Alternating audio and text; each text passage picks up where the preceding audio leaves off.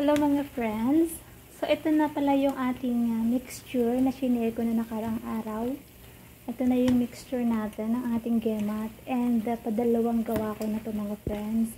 Hindi ko shinare sa inyo ng una dahil nga hindi ko pa sigurado kung magiging maganda yung kalalabasan. And dahil na natikman na namin to kahapon, so padalawang gawa ko na to mga friends. So unang gawa ko is tinikman namin and masarap siya mga friends. Crispy outside but soft inside. Yun yung hinahanap namin. And dahil nga naging maganda yung kinalabasan ng ating gemat, i-share ko sa inyo mga friends ang ating gemat mixture. So ilalagay ko mga friends yung recipe sa screen para sa mga nais gumawa ng gemat ay kung gusto nyo makuha din yung ganitong texture, yung crispy outside but soft inside, share ko o sundan yung mga friend yung aking recipe. So yan ang ating gemat. Papabrownin pa natin yan mga friends.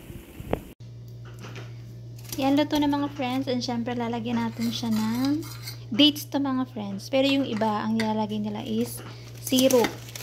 Ito naman date syrup, pero yung iba kasi ano lang siya, minsan honey or minsan naman yung pang pancake.